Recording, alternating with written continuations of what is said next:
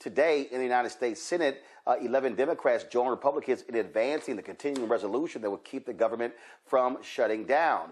Senator Chuck Schumer, just 48 hours ago, claimed that, Democrats were not going to vote for the bill. Well, then they came forward. These are the Democrats who actually stood with Republicans in voting for this.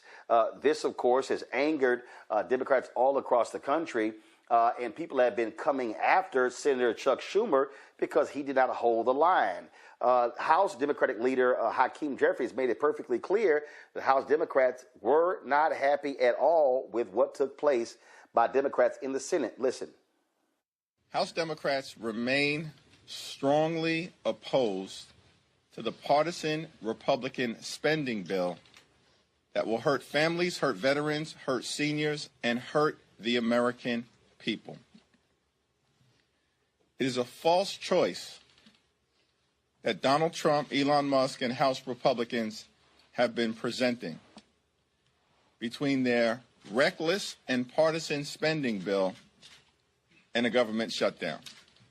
Why are we here right now in terms of the moment that is in front of us? It's because Donald Trump and House Republicans decided to walk away from the negotiating table when there were bipartisan conversations ongoing between House Democrats, House Republicans, Senate Democrats, and Senate Republicans in a manner consistent with the Bipartisan Fiscal Responsibility Act that was passed in May of 2023. Donald Trump ordered House Republicans to walk away from the negotiating table at the end of February. House Republicans then passed a partisan and reckless bill that cuts funding for health care, cuts funding for veterans, and cuts funding for nutritional assistance to children and families. It's an unacceptable, unconscionable, and un-American spending bill. That's why House Democrats remain strongly opposed. Donald Trump orders them to walk away from the negotiating table. Step one. Step two, House Republicans pass a partisan and reckless spending bill. And then step three, House Republicans get out of town. Where are they at right now? House Democrats are here. We're ready to pass a 4-week spending bill that keeps the government open and will allow the House and the Senate to negotiate an actual agreement that meets the needs of the American people. But we do not support a bill that is designed to hurt the American people that Donald Trump and far-right extremist Republicans are trying to jam down the throats of everyday Americans. Folks, it has been quite contentious again with what's been happening with this decision by these Democrats to vote for the bill. A lot of people actually calling for Democrats to replace Chuck Schumer as the Senate Minority Leader. Schumer and other Democrats say they were not going to allow the government to shut down. They said it could be a lot easier for Trump and Musk to cherry pick what federal employees to bring back. But there are others like Senator Cory Booker who said point blank that this is giving more power to Trump and Elon Musk. Even had Senator Raphael Warnock said he wouldn't be surprised if there's a new Senate leader for the Democrats in 2026 or 2028. Mike, I want to start with you. Again, a lot of people are ticked off. They are hot. They're upset at Chuck Schumer, saying that he caved. He didn't fight. He gave up. Yep. And then, of course, one of your home state senators, Gary Peters, who is not even running for re-election, he voted for this as well. Yeah, Gary Peters should not have voted for it. Chuck Schumer definitely caved because on Wednesday, he said he was arguing strongly against the bill. strongly against cloture, strongly against stopping debate, and he was proposing the 30-day continuing resolution. Okay, the 30-day bill, so they can continue to negotiate. It's important. So this is wrong on so many levels. Number one, House Minority Leader Hakeem Jeffries is absolutely correct. Donald Trump told House Republicans to stop negotiating with House Democrats. Okay, so House Democrats were totally pushed out of this process, and that's why 213 of them voted against this in the House. Okay, and this is what they were saying. This is what Alexandria Ocasio-Cortez was talking about last night on Jake Tapper's show on CNN. So, and then in the Senate, there's a disconnect, and you're going to see this. You're going to see this really explode. There's a disconnect in the thought process of many Democratic senators as opposed to those in the House. Now, I understand the rules are different, but last night on The Last Word on MSNBC, Senator Jeff Merkley from Oregon and Senator Tina Smith from Minnesota were on, and Senator Jeff Merkley was saying the only leverage that they really have is leverage in the Senate, not the House, and it's the 60-vote threshold, the filibuster. He said if you give that up, then just giving more power to a tyrant, I'm paraphrasing, giving more power to a bully does not help you. They're going to keep punking you. They're going to keep mistreating you. And this is exactly what's taking place. So I think they need new leadership.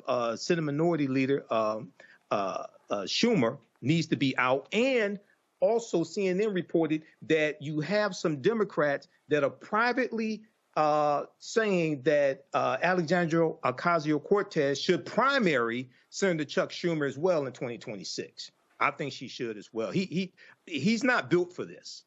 He's not built for this fight here. This is a weak punk ass move. This is bitch assness. This is what this is. What do you make of what you're seeing in D.C., Derek? You know, I've been disturbed, Roland, since the 10 Democrats voted to censor Brother Al Green.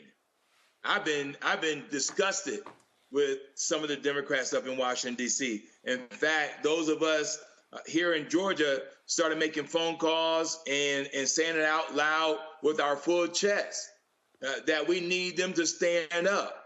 We cannot cede the tools of leverage that are available because when you do that, and listen, Roland, I mean, I've seen it on your show, case by case, when you look at who Donald Trump is, we don't need no other evidence, no more empirical data to say that he's going to do exactly what you anticipate for him to do. And so if Chuck Schumer said, well, if we allow for the government to collapse, they're going to blame the Democrats. They're going to do that anyway, Roland. And so what we got to do is come up with a new playbook. We got to, since Republicans are not showing up in their town hall meetings, then we as Democrats need to show up in their town hall meetings. And we need to explain to those Republican voters and say, that's what y'all voted for, first off. But number two, this is what we're going to do. And we don't need you to get amnesia come next year, because the bottom line is everybody's going to be negatively impacted. This guy is going after Social Security. He's going after Medicaid. He's going after Medicare. He's going after those third rails that we typically just did not touch. But by Chuck Schumer making the move that he did and them other Democrats in the Senate that voted along with him, then they need to understand that they're going to be blamed for this, because they're going to say, well, the Democrats believed in our philosophy. They voted with us. And so they understood that we're going to impact Social Security. They understood that we're going to impact Medicaid and Medicare. And we all know the devastation that's going to occur when you do that. I never understood the thought process, Matt. They're going to blame you anyway. So you fight for as much as you can get, and you don't give up, especially when you have the power to filibuster. That's right. Exactly. Yeah, you stand 10 toes down. I think Michael said it beautifully. I don't need to repeat it. We know what this is. This is fear, and this is people being bitch made, for lack of a better term. But what I don't understand as well is if you're thinking to the midterms, and if you're thinking right now that a lot of people, a lot of Democrats are really frustrated and feel like the Democrats just look weak, why would you take another opportunity to show how weak you are when you can push it? And you cannot cede the control, as Derek just said. I don't understand, or cede the leverage. Because here's the thing that we see Republicans do 100% of the time: exercise whatever point of leverage that they have with no remorse. Why you would not do that here, I don't understand. Against this in the House, okay? And this is what they were saying. This is what Alexandria Ocasio-Cortez was talking about last night on Jake Tapper's show on CNN. I think they need new leadership. Senate Minority Leader Schumer needs to be out. And also CNN reported that you have some Democrats that are privately saying that Alexandria Ocasio-Cortez should primary Senator Chuck Schumer as well in 2026. I think she should as well. He's not built for this. So on social media, you've been urging people to call their senators, tell them to vote no on cloture, which allows the bill to go forward for a vote of just a simple majority, and to vote no on the vote for a simple majority on the Republican bill.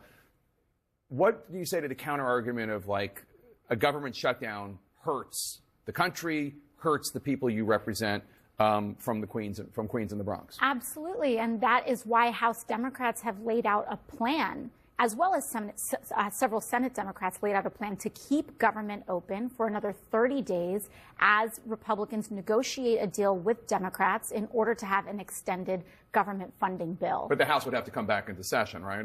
But House Democrats are in town. We're afraid of working? Is that the problem here? That the idea that, God forbid, members of Congress have to fly back and do their jobs? Okay. Genuinely, come on. So Chuck Schumer, I guess the Senate Democratic leader, your senator, said at this meeting that he is going to vote for cloture. He is going to vote to allow there to be a simple majority vote. You think that's wrong? I believe that's a tremendous mistake. Yes. Why? I think, well, first and foremost, the American people, if anyone has held a town hall or has seen what has been happening in town halls, American people, whether they are Republicans, independents, Democrats, are up in arms about Elon Musk and the actual gutting of federal agencies across the board. This continuing resolution codifies much of this chaos that Elon Musk is wreaking havoc on the federal government. It codifies many of those changes. It sacrifices and completely eliminates congressional authority in order to review these impulsive Trump tariffs that he's switching on and off. And on top of that, for folks who are concerned about effectiveness in government, this Republican extreme spending bill removes all of the guardrails and all of the accountability measures to ensure that money is being spent in the way that Congress has directed for it to be spent. This turns the federal government into a slush fund for Donald Trump and Elon Musk. It sacrifices congressional authority, and it is deeply partisan. And so to me, it is almost unthinkable why Senate Democrats would vote to hand the few pieces of leverage that we have away for free when we've been sent here to protect Social Security, protect Medicaid, and protect Medicare. You have expressed opposition to government shutdowns in the past. Here's your very first speech on the House floor. It is not normal to shut down the government when we don't get what we want. It is not normal for public servants to run away and hide from the public that they serve. And it is certainly not normal to starve the people we serve for a proposal that is wildly unpopular among the American people. Now, I get that you hate this continuing resolution. You don't think it's a good bill, but the alternative is likely a government shutdown. Well, the alternative is to agree on a 30-day stopgap to keep government open as negotiated. The proposal is in front of the House. The proposal is on the Senate. Republicans had time to seek Democratic votes, and we can extend that time for them to seek that vote. Once again, we can come back. We can fly back We can vote on this. We can get a stopgap measure, extend the amount of time to negotiate while we figure out a solution here for the American people. And I also agree, again, I maintain that position that government shutdowns, we can keep the government open with a 30-day clean CR. And on top of that, I also maintain the position that government officials and public servants should not be hiding from the public the way that Republicans are hiding and being instructed to not host town halls right now because of the outrage among the American public around their attempts to cut Social Security, Medicaid, and Medicare. My understanding is that your other senator, another Democrat, Kirsten Gillibrand, also thinks that the Democrats should vote to go forward with the spending bill, unlike Senator Tim Kaine that we just heard from. And my guess is, I don't speak for either Schumer or Gillibrand, but my guess would be if they were here, they'd say, you're being naive. It's really just a choice between voting for a government shutdown or voting not for a government shutdown. People aren't going to come back. It just doesn't happen that way. Again, that's not me. I imagine that that's what they would say to you. Yeah. I mean, I understand that Senate Democrats think that it is beyond wildest convention for us to come back, but House Democrats have done that before. The House has reconvened in emergency sessions before. I've certainly voted on the floor of Congress they've even called us back from August recess before.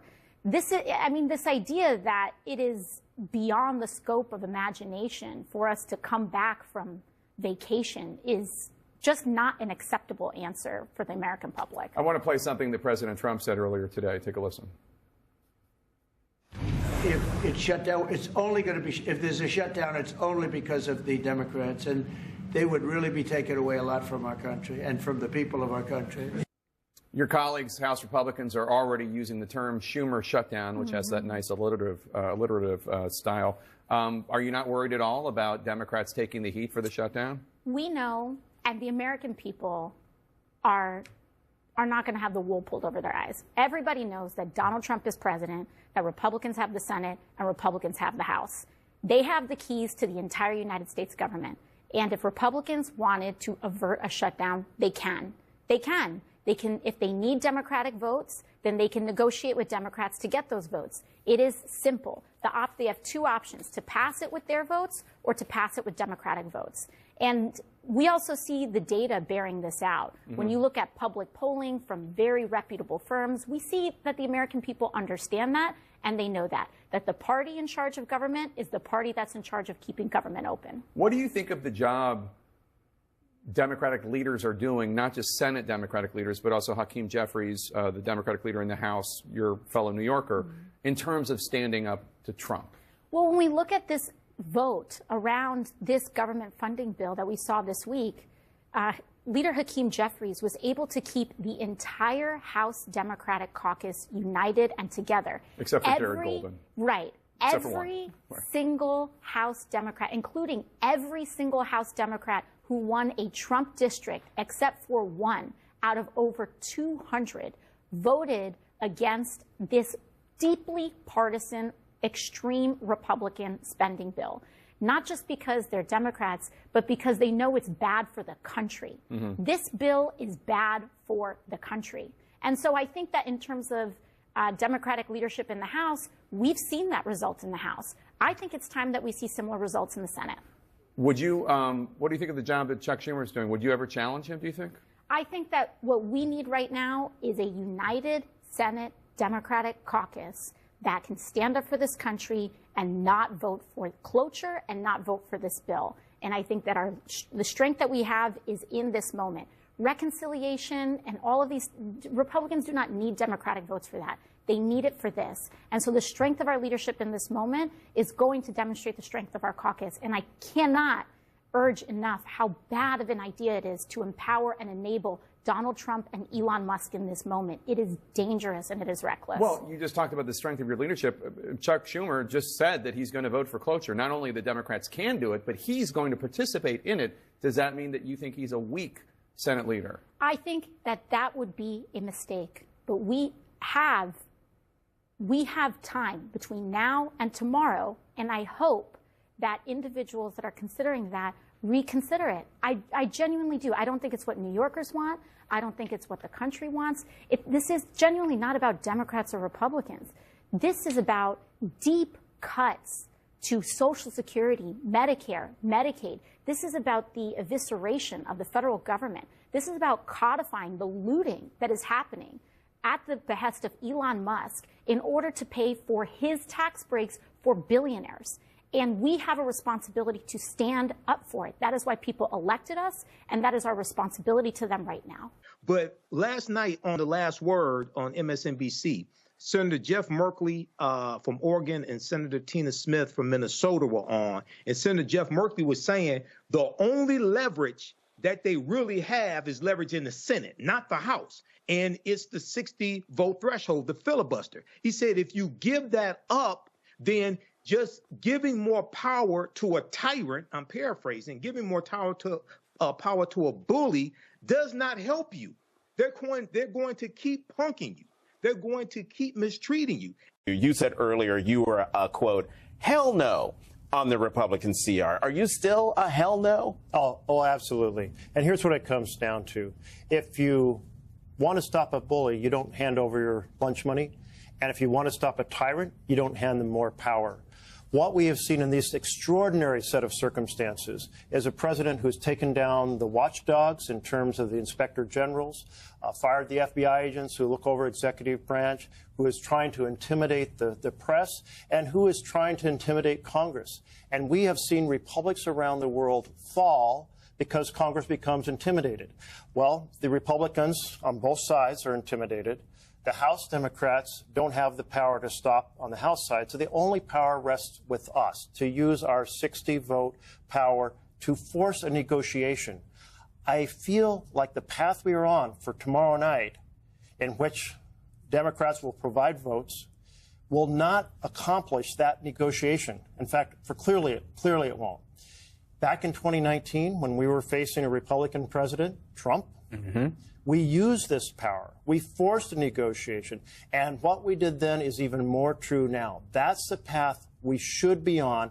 We have to fight a tyrant now. It is never true that you let them accumulate more power and it will be easier later. Senator Smith, you said you were a no on the Republican resolution. Are you still a no? Absolutely. Absolutely. I mean, this is a moment where the Republicans are helping Donald Trump and Elon Musk do a giant power grab on our government. Either way, they're hell-bent to shut down the government.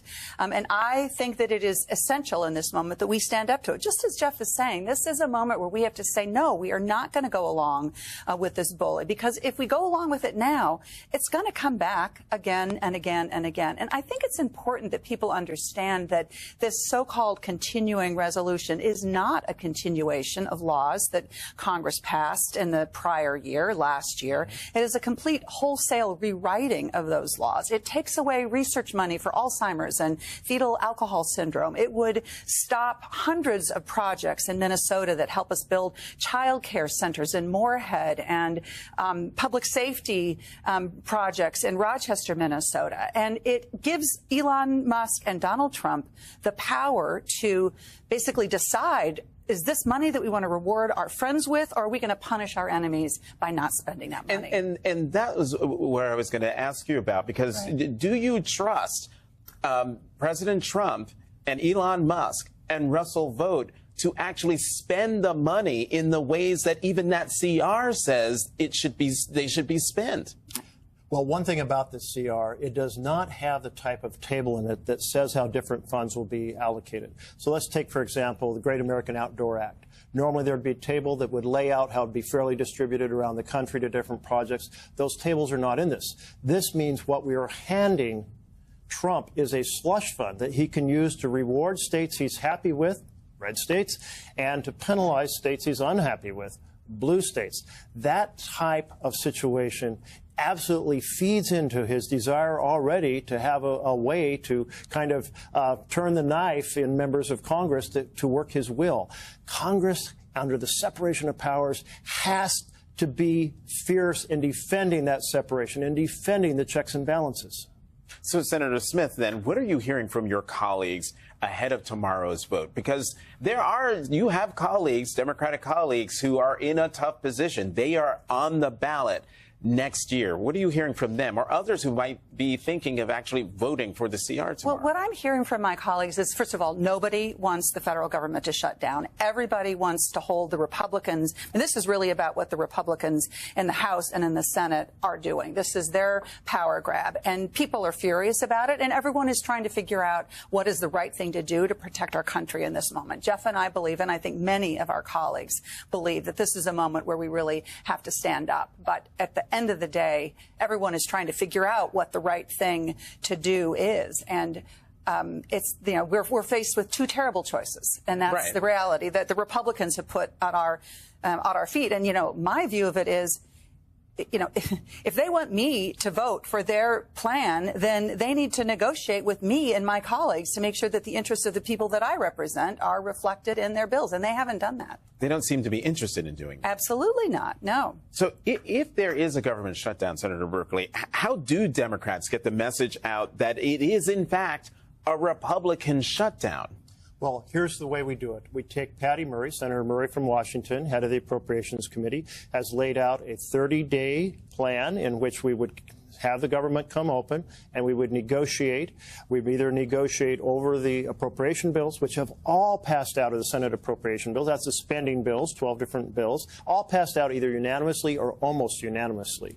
Or if that path didn't avail itself, we could get a bipartisan continuing resolution that doesn't do these terrible things that the House version does.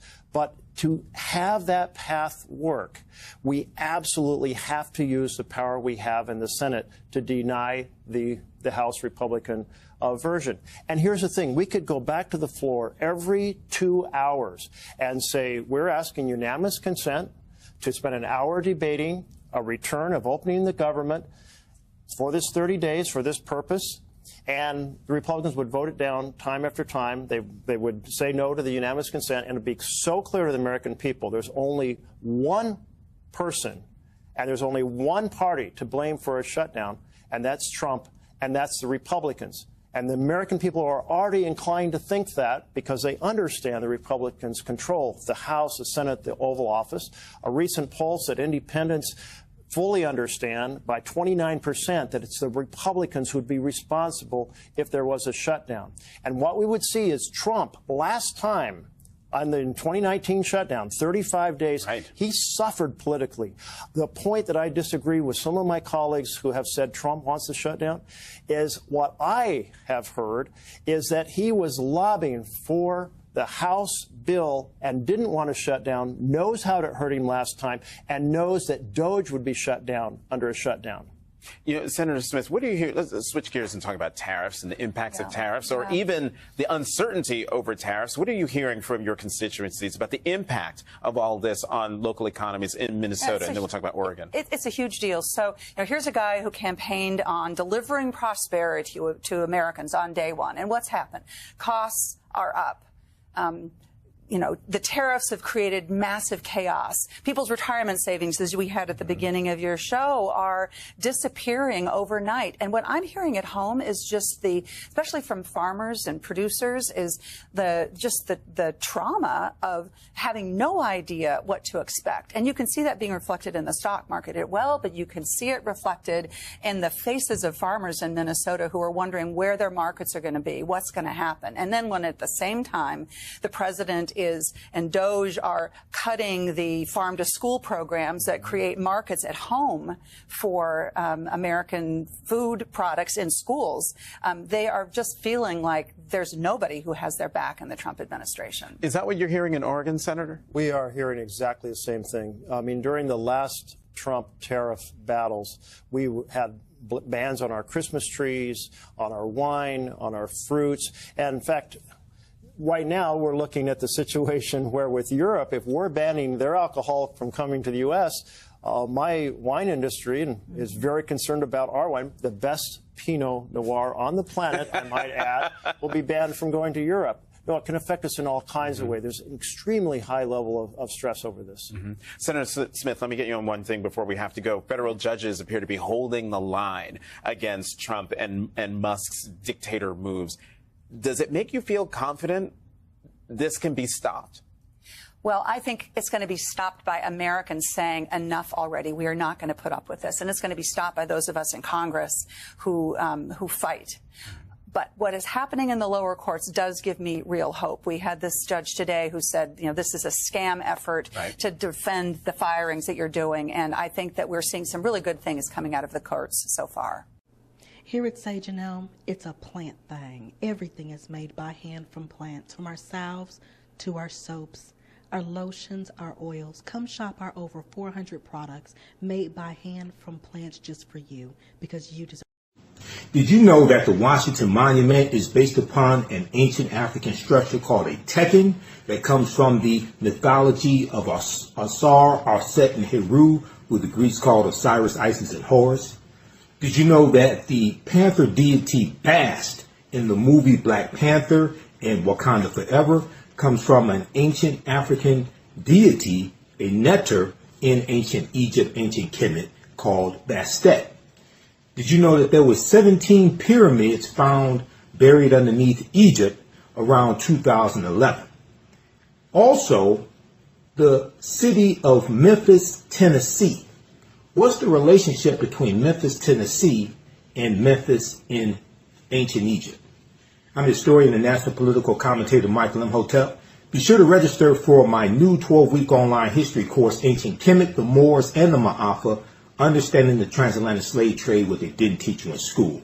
Kemet is one of the original names for Egypt. We deal with thousands of years of history and what leads up to the transatlantic slave trade taking place. Did you know that the word Wakanda is a real word? We find it in the Ki-Congo language, which is a Bantu language, but we also find it in the Omaha Ponca and Sioux Indian Native American languages. My class starts up Saturday, March 1st, 2025, 4 p.m. Eastern Standard Time. This is a 12-week online history course. We do the sessions live. All the sessions are archived and recorded. We do with thousands of years of history and what leads up to the transatlantic slave trade taking place. When we talk about the transatlantic slave trade, we can't start our studying of the history in 1619 in Hampton, Virginia, or in Jamestown. We can't start in 1441 with the transatlantic slave trade starting with the Portuguese. We have to deal with thousands of years of history that leads up to the transatlantic slave trade taking place. We'll deal with the 800-year occupation of Europe by the Africans known as the Moors, who take the teachings from the Nile Valley region of Africa into Europe, and this is what brings Europe out of the Dark Ages. Here at Sage and Elm, it's a plant thing. Everything is made by hand from plants, from our salves to our soaps, our lotions, our oils. Come shop our over 400 products made by hand from plants just for you, because you deserve. Is your child struggling with reading, writing, learning loss, and a culturally irrelevant curriculum? Do you want your child to be outstanding at reading and writing and also take pride in their culture? Then you want Reading Revolution Online. Reading Revolution Online is a web-based reading support program. We serve scholars in grades K through 8, and through our innovative approach, we help them build reading confidence and cultural identity development, equipping them for success in school and life. They learn about Black heroes and sheroes through captioned videos, reading selections, and other activities. Reading Revolution Online is an experience for the whole family. Do it for the culture. Go to readingrevolution.org and get your